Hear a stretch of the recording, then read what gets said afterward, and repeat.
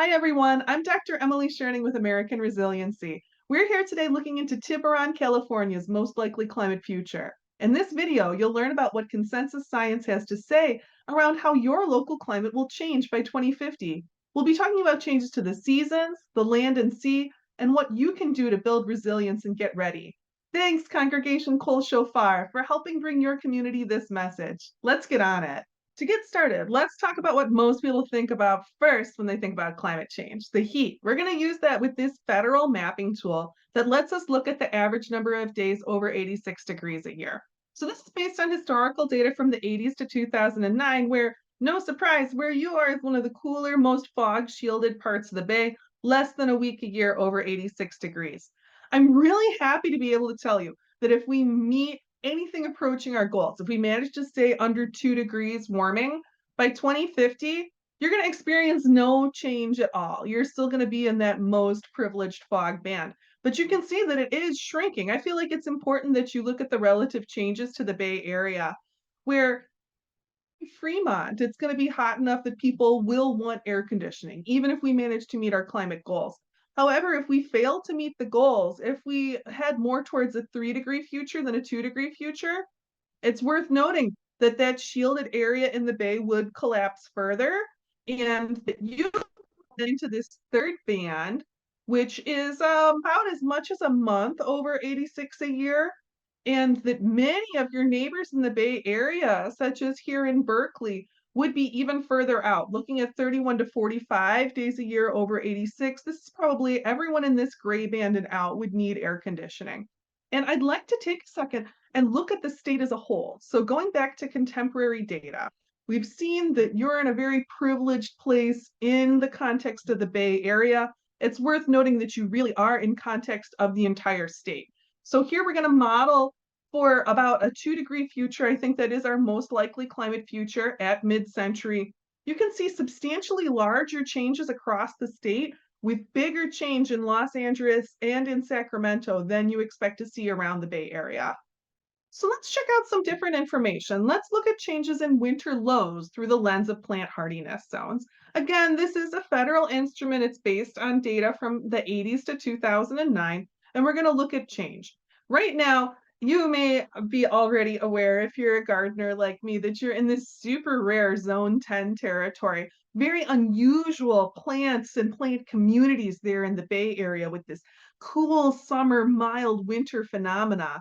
If we go and model this out towards mid-century under our most likely climate future, a 2 degrees C future, you can see that you're at the center of this change spot where the zone 10 area is spreading, but you're not moving up to zone 11. And you don't see zone shift even if we model for a 3-degree future. You can see that that zone 10, that very mild winter, would expand substantially out in the Bay Area, but you're not going to be moving up the next level to zone 11.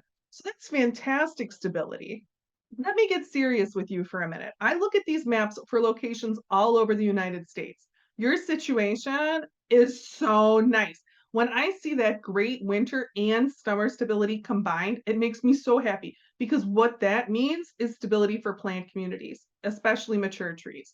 And trees and forests all over the United States are very threatened. This is a great outlook for your trees, Tiburon. But before I get too worked up, before I get too optimistic, let's take a look at your local forecasted precipitation changes. So these are national figures looking at national mid-century precipitation trends. These have been produced by the NCIS. You can see here that you are above the line in California where the spring precipitation drying trend is forecast to be fairly mild, with maybe a 5% decrease in spring precipitation. That may be partially countered by a projected increase in winter precipitation, meaning that during the times of the year when you get most of your rain, there's likely to be pretty decent stability. It's worth noting that you are part of this decrease projected for summer precipitation that looks like it's really going to hit Oregon hard. But when we're talking about the summer precipitation decrease in your area, which is substantial, we do need to note you get less than 5% of your precipitation in the summer. So that big drop in summer precipitation is out of that already small percentage. So, if you, like me, love plant communities, this information shall all be making your hearts sing. And I know it doesn't make up for the global outlook. You can check out my visual global outlook video to help you understand how fortunate your special location is in a global context. And it should be said, even in North America, which is the most climatologically privileged landmass in the future projections, there are very few places, even here in the United States, that are as likely to be able to preserve their unique distinctive plant communities and feeling so well as you folks in Tiburon. We are likely heading for a 2 degree C future, which we've modeled on those past maps with those RCP 4.5 figures. If you follow the science, you know that 2 degrees C globally is going to be a rough ride. But it's important to understand local outlooks within that most likely future vary intensely. When we face what the realities of climate change are likely to be, it gives us the knowledge we need to get ready and helps build a realistic sense of hope. Online today, a culture of doom predominates among young people. Many people under 30 don't believe they have a future. When you understand your local outlook in Tiburon, you know you've got a lot to fight for. Looking at changes to the sea, however, you are facing some challenges, and we're going to model that with NOAA's sea level rise viewer. And we're going to be modeling that at 3 feet, not because I expect you to be facing 3 feet of sea level rise at 2050. It's probably going to be like maybe a foot and a half. Sea level rise is coming in higher than expected in some previous international consensus reports. If we model 3 feet, that means that we're going to be out of the way on high tide days, that we're going to get up to a margin of some kind of safety. And unfortunately, we can see that at 3 feet in your area, there is real inundation and property loss facing your community and your neighbors. Both residential and commercial properties will be impacted. If we zoom out and take a larger look at the whole Bay region at 3 feet, and again, there we're talking about not actually getting 3 feet of direct sea level rise, but we want to be able to make sure that we have a margin where we're protected from high tide flooding days, for example.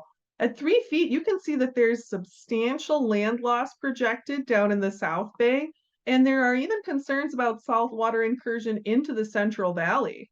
In your particular situation, it's hard to say what will happen in the future because there are plenty of people who have looked at this problem and noted there's a simple technological solution here to preserve all of this land and property that could be lost, block the entrance to the bay, which that would protect this area from sea level rise, but the costs in many other ways would be considerable, especially the costs to ecosystem services and life forms other than humans.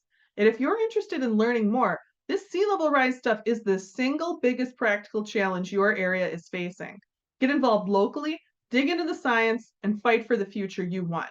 When you think about your local climate future, pulling all of this together, you've got a great baseline outlook.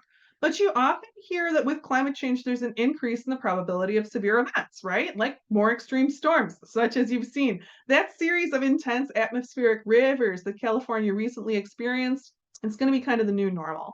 Precipitation will be drought or deluge.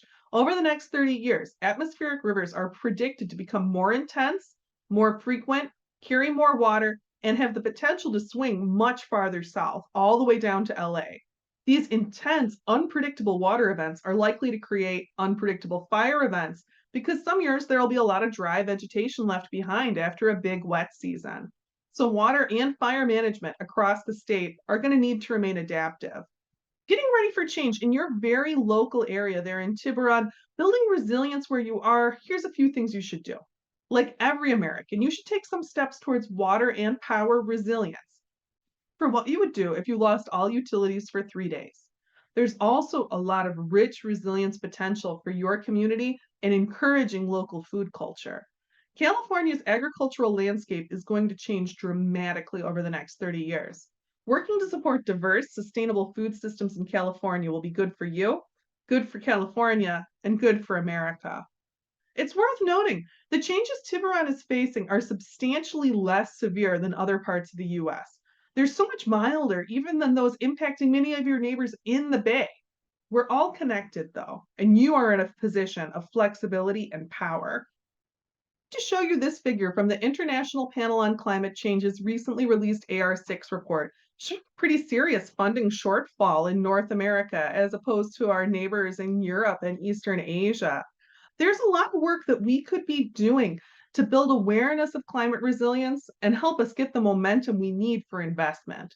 There is a meetable funding shortfall across the climate resilience space. There's a need for investment and giving at the metro, state, and national level. If you're interested in helping to get the word out, many thousands of people are learning about our climate future first through my organization, American Resiliency.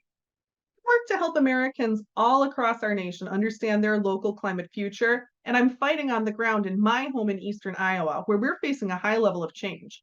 My community will be experiencing intense seasonal changes, with more than 45 additional days a year over 86 degrees in the summer, and much of the state experiencing a complete zone shift regarding plant hardiness zones.